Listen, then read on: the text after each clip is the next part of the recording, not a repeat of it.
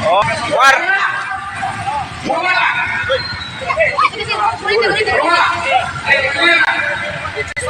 Nasuko.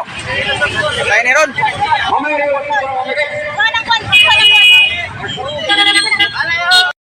Oh, ito na. May kakompetensya ngayon si Pastor Apollo Kibuloy. At ito ang lumalabas ngayon na balita at kalat na kalat ito sa social media. Kakompetensya ni Pastor Apollo Kibuloy. Lumalabas ngayon na hindi nag-iisa si Pastor Apollo Kibuloy sa kontrobersyal na pahayag tungkol sa pag-angkin na siya ang may-ari sa buong mundo. Bakit? May isa pang personalidad na gumagawa ng katulad sa pahayag ni Pastor Apollo Kibuloy. Sila din ang may-ari daw sa buong mundo. Siya ay si Dato Watawat. Naalala nyo ba si isa pang Dato Adlaw? Diba? Umaangkin din si Dato Adlaw na siya ang may-ari sa buong mundo. Nasa kulungan na din si Dato Adlaw. Si Pastor Apollo Kibuloy nasa kulungan na din.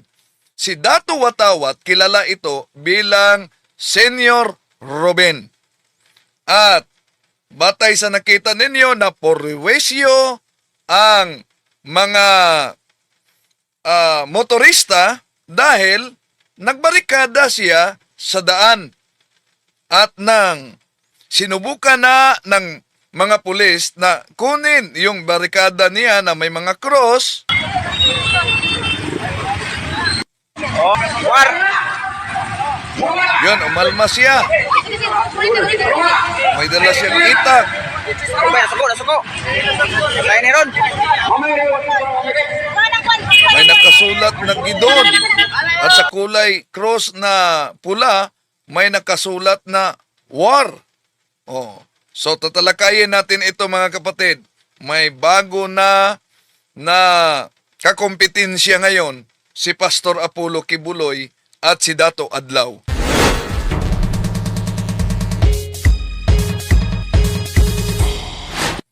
Kumusta? Welcome. Ito inyong lingkod, Brad Wendell Talibong, muling makasama ninyo sa pagkakataong ito at inaniyahan natin ang ating mga suking taga-subaybay. Huwag kalibutang sundin din at isubscribe si Brad Calix, dating pastor na yumakap sa Simbahang Katoliko. May YouTube channel siya at Facebook page. Facebook niya, no? Nagla-live siya. Si Kaburnok sa Factbuster Spirits na nasa link, malapit na mag 1,000 dahil binura ng hacker ang kaniyang YouTube account. At ang pangalawa natin na YouTube channel, Pananampalataya at Katwiran, nasa link din mga kapatid. At inaniyahan natin ang ating mga suking taga-subaybay. Huwag kalimutang pindutin ang like sa ating live at huwag din kalimutang mag-subscribe kung bago ka lang at pindutin ang bell button para updated kayo, mag-comment at i-share ninyo mga kapatid. So, tatalakayin natin ito mga kapatid, pero kung saan man kayo ngayon nagsubaybay, nanood sa ating YouTube channel, sa live natin ngayon at sa Facebook page natin, Pananampalataya at Katwiran, kung saang bahagi sa ating mundo at sa iba't ibang bahagi ng ating bansa, lalo na sa mga OFWs, paki-comment para malaman natin kung saan naabot ang ating video ngayon, ang ating pagtalakay, kung saan kayo nakabase. So, sa lahat natin mga sumusubaybay at sa mga sumusuporta, lalo na sa mga aklat na kinakailangan natin para sa ating talakayan mga kapatid. No? So, maraming salamat po sa mga sumusuporta. No? So, naalarma ang mga tao. And then, napurwisyo ang mga motorista. Bakit? Dahil sa pagharang nila ni Dato Watawat daw. Ito. Boleh. Ikado kapasipala sa dito. Pasok ka no? Di ba? Pasok. Yon ang nangyaring negosasyon na, no? Nangyaring negosasyon. Para sa mga ngayon lang siguro, alam anong bang nangyari. Noong Disyembre 25, sa kasalukuyang taon, Paskong Pasko ha, isang grupo na pinamumunuan ni Dato Watawat na tinatawag ding Senior Ruben Hari ang nagbarikada sa daan doon sa Barangay San Ignacio, Manay, Davao Oriental. Abay, taga Davao din ito. Si Pastor Apollo Kibuloy, taga Davao. Si Dato Adlaw sa Surigao yon, di ba? So naglagay sila ng mga cross at iba pang barikada sa pampublikong kalsada. Kaya napurwisyo ang mga motorista, nahirapan ang trapiko sa naturang lugar. At batay sa kumakalat na video ngayon sa social media, inaangkin ng grupo sa pangunguna nitong si Watawat na siya daw ang may-ari sa buong mundo. Abay, parang napalitan na si Pastor Apollo Kibuloy. Bakit? Di ba? Nagiging controversial din yung pahayag ni Pastor Apollo Kibuloy. Satan Lucifer's time in this world is over. His ownership of the world is over.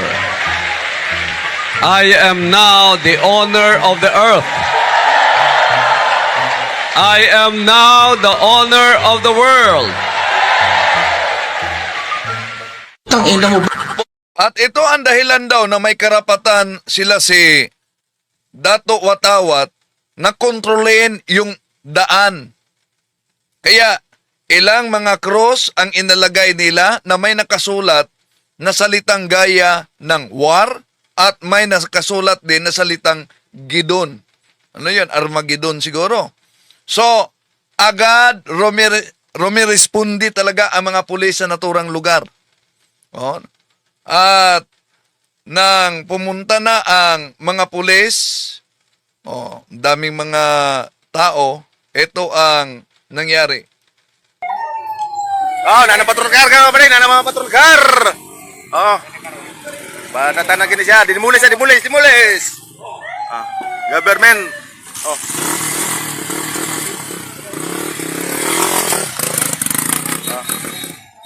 Alam mga pulis, patrol car. Bago na po na yung patrol car. Dali kay basi mapagan ka. Awa mo. Distansya kay. Basi mapisikan mo dugo. Mapisikan mo dugo. Dito ng mga pulis. Si Sarge.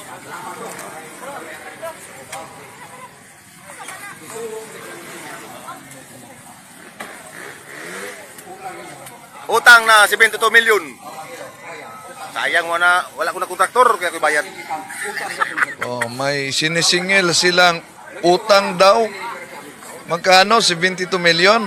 Maliit lang yan para sa mga kontraktor.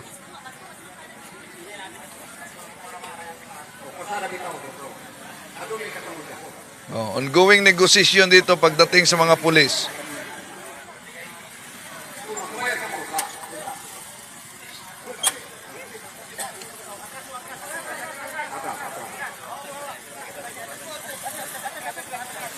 Hawasan mo diha, maatras kay mapisikan mo dugo. Ay, stilan. Ay, mabu. Yung full tourist na ba? Tourist na. Atras. Hawa mo diha. Hoy.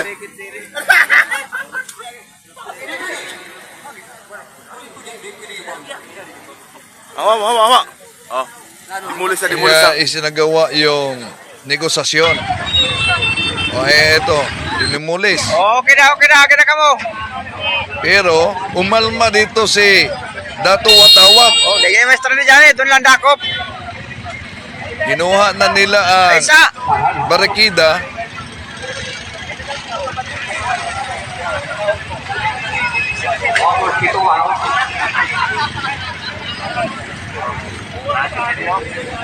Doon lang dakop. Doon yung Alma. Di doon. War. Yan, kinuha na. O, nagalit. May dala siyang itak. Nasuko.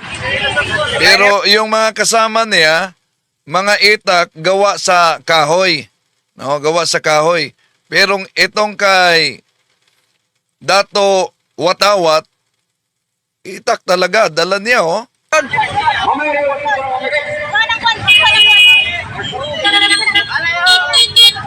Yaki! Akala kay mga kinabi! Napurwisyo talaga ang mga motorista dito.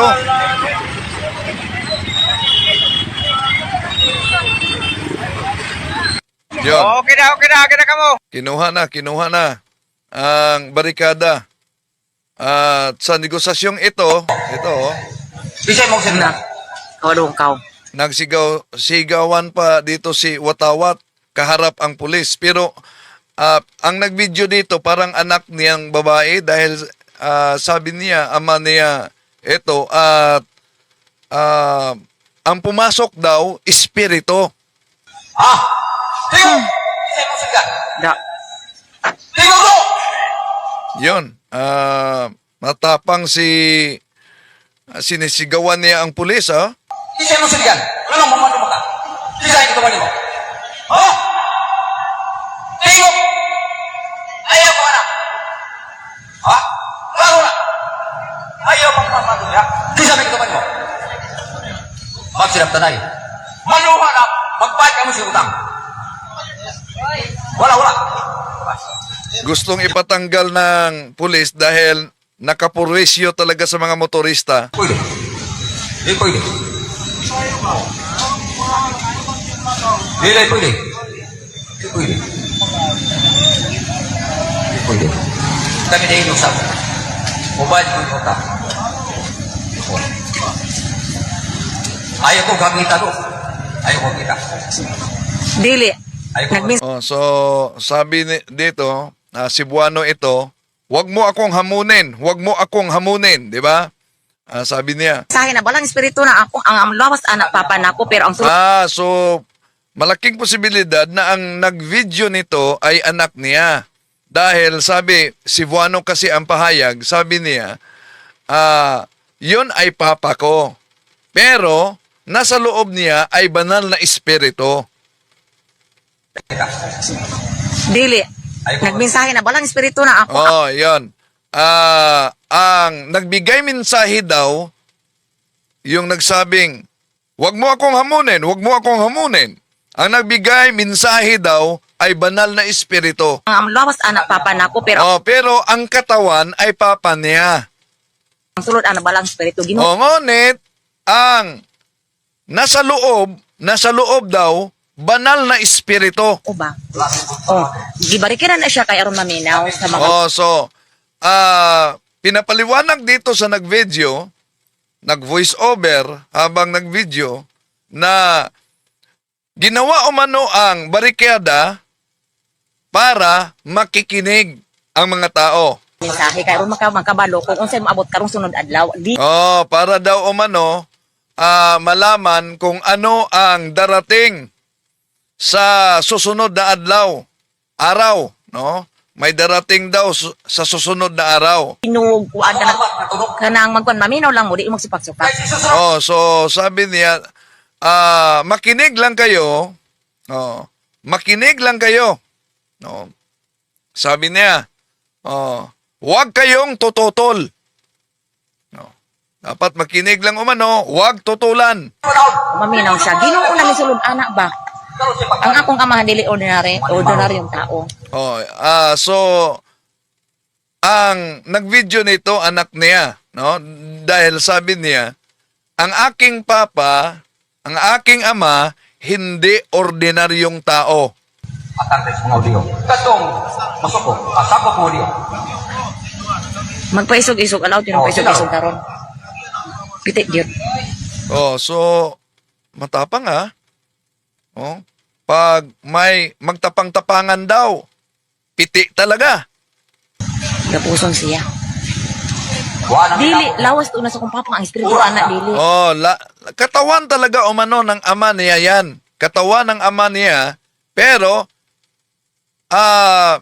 may pumasok na espiritu. Wala ang espiritu ng sulod. Banal na espiritu daw.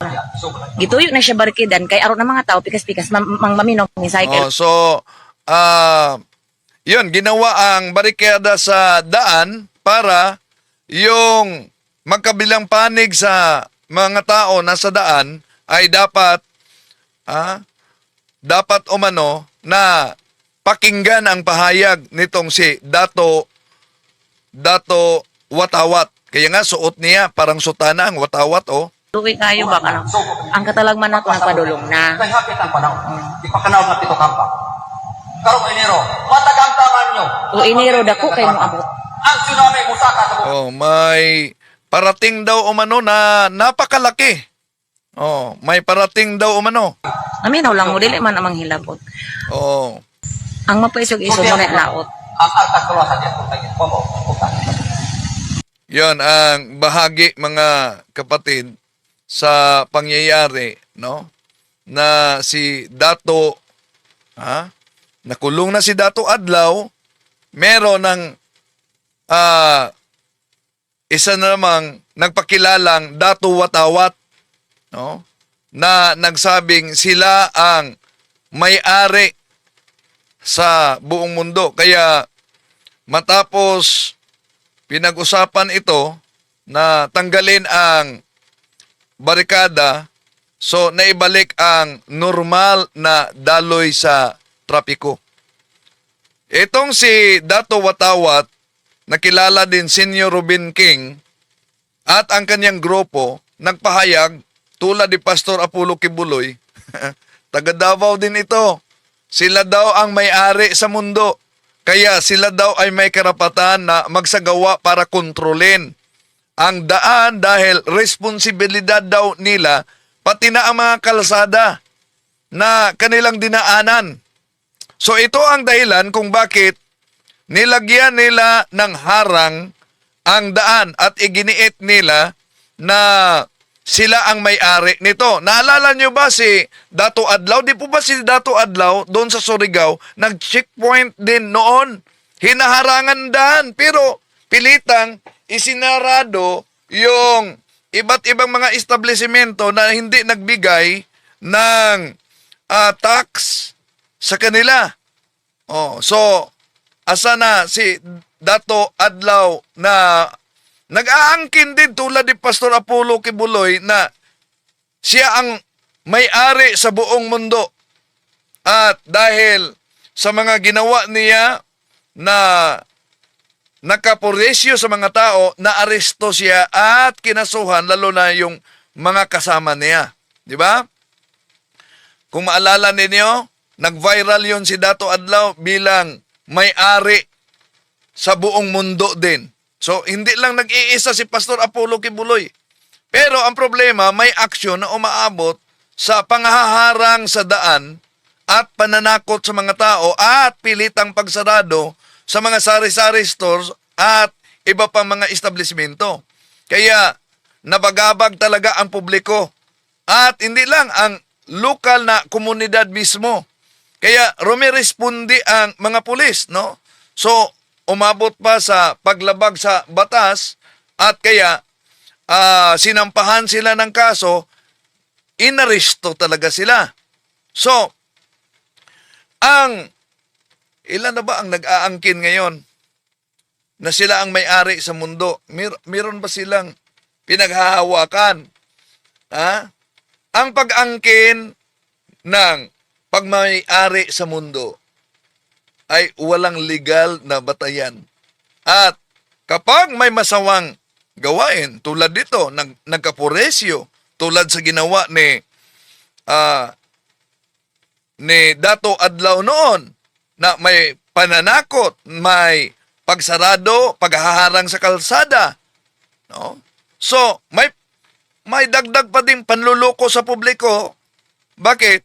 Dahil may mga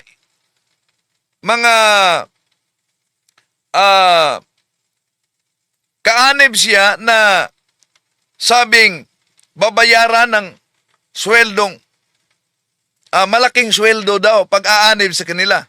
Kaya, patong-patong na kasong kriminal ang hinaharap nila. Di ba? So, ang tanong, tama ba tulad sa napakalaking grupo, Pastor Apollo Kibuloy, napakalaki na ang grupo niya at malawak na ang kanyang koneksyon dahil ang dami niyang kaibigang politiko. Itong mga umaangkin na tulad ni Dato Adlaw, ni Dato Watawat, mga maliliit lang ito na grupo. Pero, tama ba na aangkinin nila na sila ang may-ari sa buong mundo? Ano sa palagay niyo? May tamang pag-iisip ba?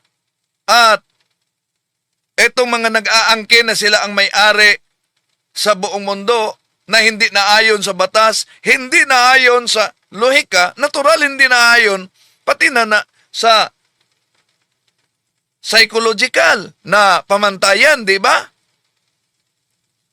Bakit hindi makatuwiran talaga mga kapatid ang pag-angkin na sila ang may-ari sa mundo? Batay sa batas. Walang sinumang individual na maaring may-ari sa buong mundo. Bakit? Ang mundo ay binuo ng iba't ibang bansa, iba't ibang mga soberenya. So, kahit ang pinakamakapangyarihang leader ay hindi pwedeng magmamay-ari sa buong mundo. Kaya, sinumang nag-aangkin ito ay walang legal na batayan. Kung tingnan natin ang lohika at realidad kaugnay dito, ang pag-aangkin na ikaw ang may-ari sa buong mundo ay napakasalungat yan sa katotohanan. Ha? Napakasalungat sa katotohanang pisikal. May bilyong taong namumuhay, may mga gobyerno, may mga batas, at sariling kasaysayan. Isang extraordinary claim na walang matinong batayan.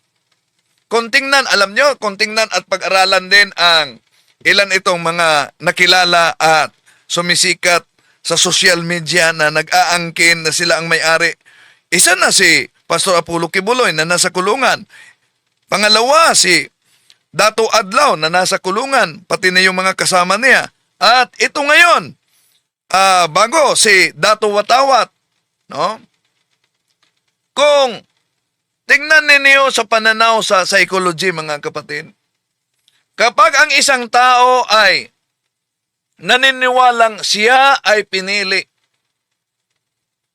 siya ay may absolutong kapangyarihan, kahit salungat sa katotohanan at kahit walang tamang patunay, ito ay kadalasang inuugnay.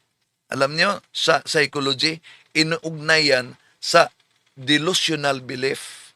Ano ba yung delusional belief? Hindi makatotohanang paniniwala. Imagine, lalo na si Pastor Apollo Kibuloy, lahat ng kaluluwa dadaan sa kanyang kamay. Paano ngayon? Nasa kulungan siya. Paano siya lalagda? Oh. Pero hindi naman inangkin itong si Dato Watawat na pati kaluluwa dadaan sa kanyang kamay. Ang sa kanya lang, pinag-aari ang buong mundo kaya hinarangan ang mga daan. So, yung tinatawag na delusional belief, ang hindi makatotohanang paniniwala, hindi yan insulto mga kapatid, kundi yun ay clinical observation na ginagamit ng mga profesional kaugnay sa kalusugang pag-iisip, lalo na sa mga tao na nag-aangkin na sila ang may-ari sa buong mundo. Kay Pastor Apollo Kibuloy, diba? Yun ang pahayag niya.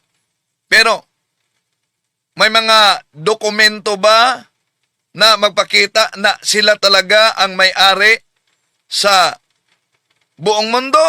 Batay lang sa kanyang pahayag. Ganon din si Dato Adlaw, ang kaparihong nag-aangkin at nagpakita ng parihong ore ng tinatawag na delusional thinking. At ngayon, lumitaw itong si Dato Watawat, ang paghaharang sa daan at pag-aangkin na siya din ang may-ari sa buong mundo.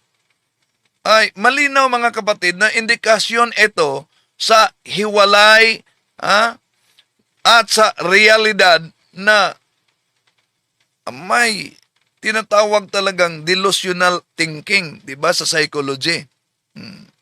Pero mahalagang tandaan natin, hindi porket religious ang pahayag ay otomatikong tama at banal na. Kahit gamitin pa nila ang pangalan ng Diyos, hindi magbabago mga kapatid ang katotohanan. Kapag ang paniniwala ay humantong sa panganib, purwesyo, gulo, talagang mananagot yan at dapat harapin ng batas. Pero, dapat din suriin sa aspeto ng mental health. Diba? Ang tanong, bakit po ba naalala ninyo? Meron pang Senior Santo Niño, di ba? Sa Surigao yan. Merong grupo ni Dato Adlaw. Ito pa, Dato Watawat, Pastor Kibuloy. Malawak, marami din ang grupo. Ang sinabi niya, umabot daw sa 8 million ang kaanib niya. Pero yung bumuto niya sa halalan, mga more than 5 million ba yun? Asan na ba yung iba? Di ba? So, ang tanong, bakit maraming mga tao ang napaniwala sa mga nagsilatawang kulto, mga kapatid? Lalo na sa mga grupo na nag-aangkin na sila ang may-ari sa buong mundo. O mga tao na nagpakilala na may natatanging kapangyarihan sila. Hindi ito simpleng kabubuhan. Pero madalas ay kombinasyon ito mga kapatid sa psychological at panlipunan, lalo na sa spiritual, may kaugnayan sa tinatawag na obsession, extraordinary demonic attack. Damdamin at isipan ang inaatake ng spiritual na kalaban. Dahil ang taktika, ancient tactic ng ating kaaway ay to divide and then attack. Kaya ang dami ngayong mga nagsusulputan na relihiyon na tatag lamang ng tao. Isang paalala ni sa isang santo ng simbahang Katoliko, no? Sabi niya, Fidis quarens intellectum, na dapat ang ating si Saint Agustin yan, ang ating kaalaman, dapat talaga makaabot ito sa tamang pag-unawa. Bakit maraming madala? Posible, isa sa dahilan, kakulangan sa edukasyon. Kakulangan sa edukasyon, pwede din yung critical na pag-iisip. Anong edukasyon? Hindi lang sa pag-aaral, dahil daming mga profesional na umanib din sa grupong tatag ng tao, di ba? Pero pwede ang kakulangan ng edukasyon kaugnay sa pananampalataya sa tunay na iglesia.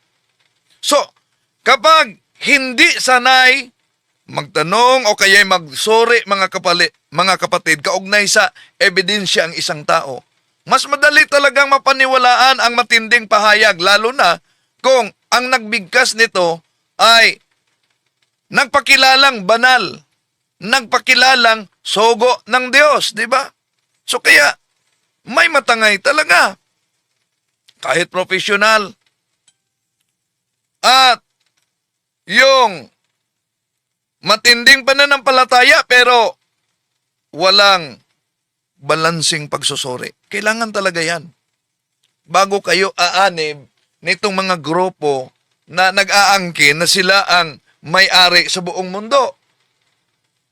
Dapat meron talagang matinding pananampalataya at pagsusuri kung ito ba'y tama.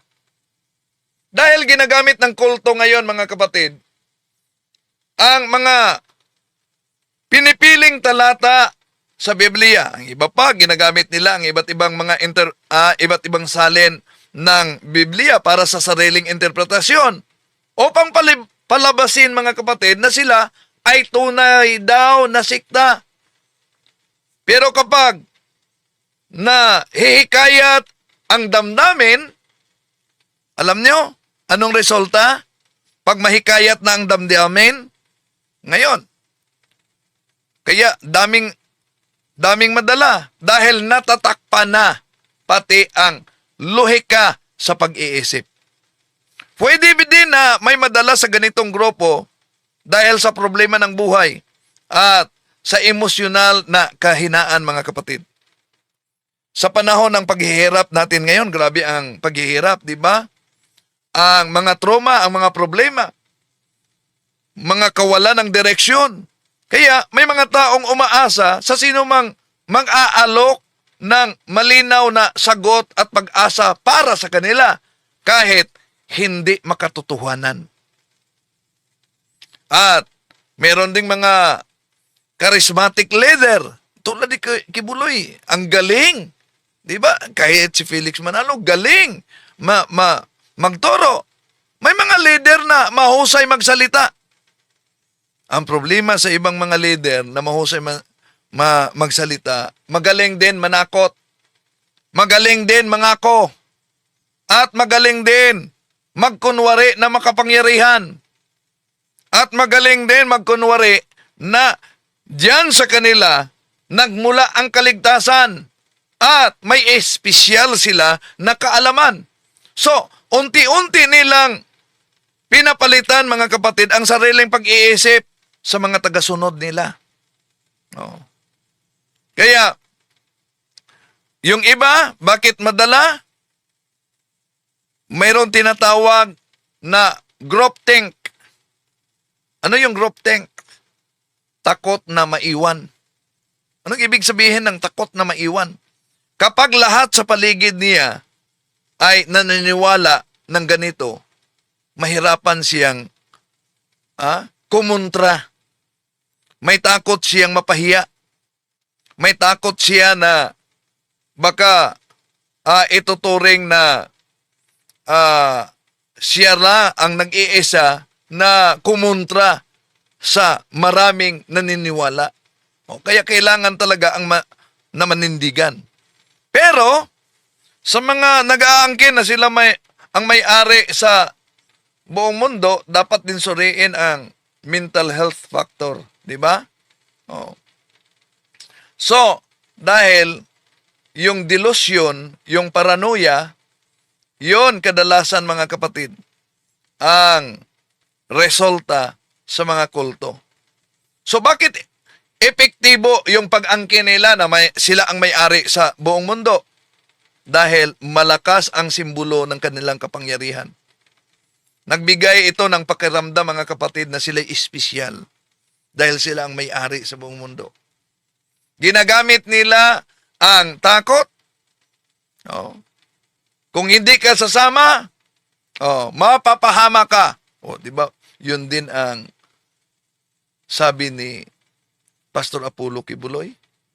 Kaya, mga kapatid, ang paniniwala ay hindi ito otomatikong tama. ang tunay na pananampalataya ay hindi nananakot. Ang tunay na pananampalataya, pinatunayan sa kasaysayan at sa banal na kasulatan. Kaya, pag may leader ng sikta na nag-aangkin sa lahat ng kapangyarihan, sa lahat ng ari-arian, sa katotohanan pati na sa buong mundo, abay, malakas ang red flag niyan. Di ba? Oh. Kaya mag-ingat. Ngayon, napansin ninyo na nagbarikada sila. Di ba? Ito, rumisponde ang mga pulis. Oh, nanapatrol car ka ba rin? Nanapatrol car! Oh. Panatanagin na siya. Dimulis. Government. Oh.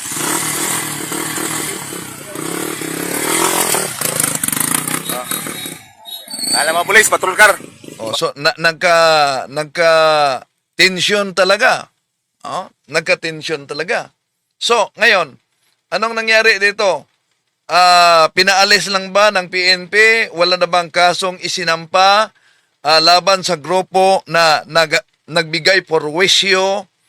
No? Di pa sure, mga kapatid, sa mga motorista dahil sa batas sa ating bansa, ang hindi otorisadong pagharang sa pampublikong daan, mga kapatid, ay maaring masampahan ka ng ilang kasong kriminal at administratibo. Depende yan sa sitwasyon. Ayon